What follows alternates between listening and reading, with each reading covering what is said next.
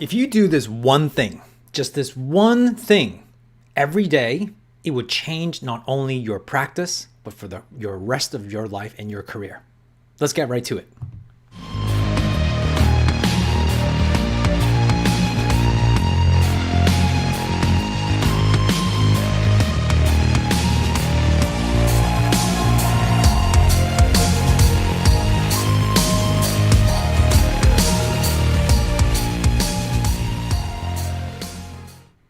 Hey there, I'm Lawrence Tam from lawrencestam.com. I'm excited to show you in this particular episode about this one little mental mind shift. If you just do this right, it would absolutely change everything you do in your practice, in your life, and also into your career. It's just one mental shift. It's easy, it's simple. But before I get there, I want to say thank you for all those people who joined in Chiro Think Tank and Facebook group. If you're in it, welcome aboard. Welcome to all those people who joined. And if you haven't joined, go to Chiro Think Tank, search under Chiro Think Tank on the Facebook, and you'll find it there. Why are people joining? Well, because if you're a new grad or a chiropractor who's seeing less than 100, or even a student, I'm offering a 12-week period of time starting in July where I'm actually just being able to offer my services. It's absolutely free, where I can actually be able to teach you for 3 months, 12 specific steps on exactly how to get past 100. Basically, I'm calling it from 0 to 100 Academy. All you have to do is actually go to this website. Just go down there. And to be able to just go to lawrencestam.com/academy, sign up there, and I'm going to let you know all the information. And by joining Chiro Think Tank, you'll be able to get access to some of those videos from replay if you can't make it live. But back to this particular episode. I'm going to talk about this one particular mindset shift that I think you really need to have and every chiropractor should own. This simple mindset shift is absolutely huge. It's the one thing that I had to go through because, let's face it, we've all been in a position where we're chasing patients, we're chasing new clients. And there's this positioning of where we are, may have compromised our recommendation or compromised our care because we want this patient or this prospect to stay with us. And I've done this, I'm sure we all have to some degree. And the challenge, of course, is that by doing so, we are actually doing the opposite of what I'm suggesting. What we're doing is we're chasing the prize because we think the new patient, the prospect, is the prize. And this is why a lot of chiropractors tend to go after the prize, which means they basically fundamentally go through this process of wanting to chase after all these new patients. I want more new patients. And that type of thinking, right, it changes the context. And because by chasing the prize, being the patient is the prize versus you being the prize, is what I'm suggesting, has this connotation of doing a couple of things. What it does is that if you start doing that, you'll lose the most fundamental thing, which is, I'll talk about identity in a second. This is your greatest asset, which is you. But what happens is that you lose positioning because when you chase after a prize, your energy and your behavior and the actions and the words you say is felt by the other person, or the patient. And what happens is that patient feels that you're more desperate. And which means when you're desperate, you lose the position of leverage. Okay, and so when you're chasing, you lose this position of leverage, and then you act desperate, which is actually the thing that you don't want, but you don't realize you're doing it. See, what you need to do is flip that around. And the thing that I want to, if you take anything away from anything that I teach, this means that anything I teach, is that if you learn to be the prize, of that you are the prize, right? Not the patient. If you are the prize, then all of a sudden, everything that you do changes. Here's why. Because the thing that we actually got to remember is that our identity is critical. Our identity, our core self is really critical. And how you see yourself changes the context of how you behave. So you all know this concept of being, doing, and having. And so which means that you have to identify yourself, right, as the prize, which means then your behaviors, your actions, and the words you use and how you communicate that to the patient changes. And which means that then they're going to receive that you're actually doing the best interest for them. Which means when I give you my recommendation, I'm giving you my best recommendation for you to get you to where you are, because I don't need you, you need me. Think about that for a second. Being the prize means that I don't need you, you need me. right? So therefore, it means it has to have the concept. But if you have the concept of chasing the prize, which means the patient is the prize, then all of a sudden is that you go into this little flip, and it's only up here, but the words and the actions come off to say that you are more desperate for them, that you need them more than they need you. Whereas a chiropractor, or in any business really, what happens is that you need to have the identity and ownership that you provide amazing service, and that you actually have a practice because the people who come to you require your services to get a result that they want. But you have to believe that up here, and you have to own it here. If you don't, it leads to a very slippery down slope of compromises. Then you actually build a practice, years of practice, where you are constantly chasing them. If you look at any successful chiropractor, they're successful because they own themselves. They own the promise. They own their identity. And the three things you need to kind of really recognize is that you need to own your service by knowing the result that you bring. So that's number one, is promise. What's the promise you are making?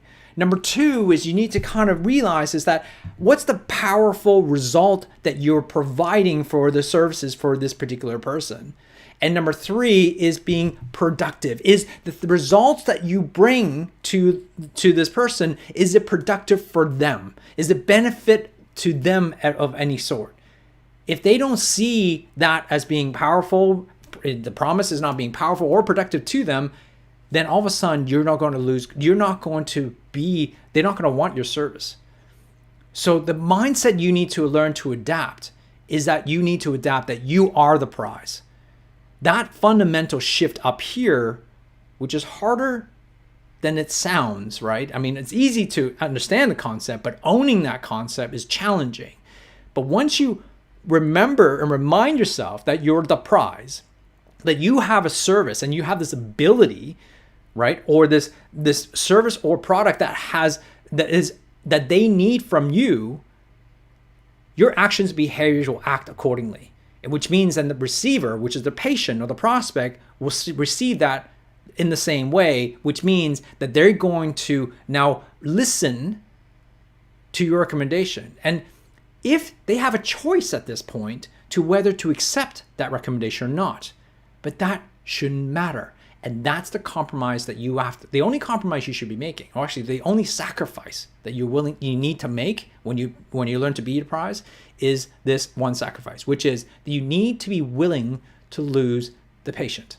You got to be willing to lose the client. If you're not willing to lose this prospect, then you're never going to have this mindset of being the prize, because you have to be willing to lose.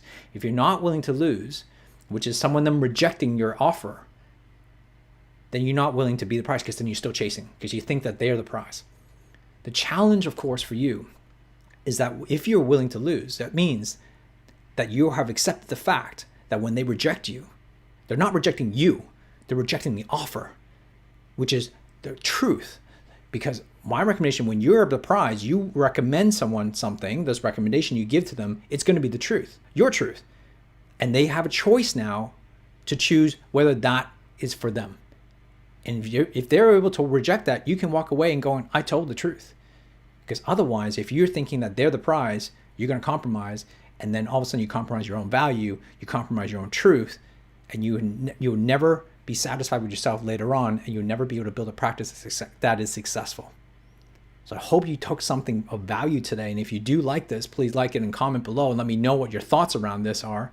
And if you are someone who are interested into this academy that I'm just going to be doing starting in July, go sign up for it, because there's tons of people who are signed up already, and that means I'm actually going to do it. And so we're going to be starting in July, and I'll let you know the details for those people who signed up. Go to lawrencetam.com/academy. I hope you've been enjoying these videos and I'm hoping you are enjoying these episodes. And if you want more, or if there's any particular topic you want me to cover, this type of topic is exactly what I'm going to be covering over the academy. And so I hope you join us there. All right, we'll talk to you soon. Hi, I'm Dr. Miles Uphold, and I'm the owner and principal chiropractor of Up Chiropractic in Leederville, Western Australia. So my background is in triathlon, so I see a lot of athletes. I see a lot of athletes who are also running businesses and working in corporate kind of life. So lots of physical, mental, emotional stress and juggling it all. That's the kind of stuff that I enjoy. For me, for me, it's a part of the journey, and so it's a part of my growth. And I guess it's more the question for me is why do I continue to get value from Nitro, and why do I continue to come, is because there are very strong and distinct benefits, so those benefits are more about a couple of things. Like Lawrence definitely provides a really good insight from outside of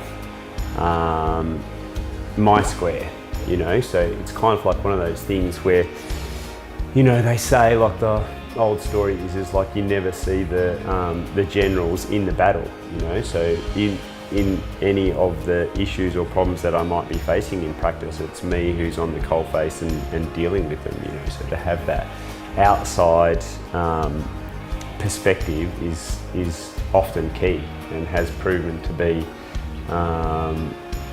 massively significant for me. So one of the things, for example, is that I always had this, I had done some, coaching in chiropractic years ago, and I really enjoyed it and got a lot out of it, got a huge exchange out of it, and was really fulfilled by it, but just hadn't got back to it and couldn't really see it, and was kind of caught up in practice and that. And that's when one of the retreats I was at, I realised that one of my skills and talents wasn't being utilised by me, and that I was in my own way and blocking my own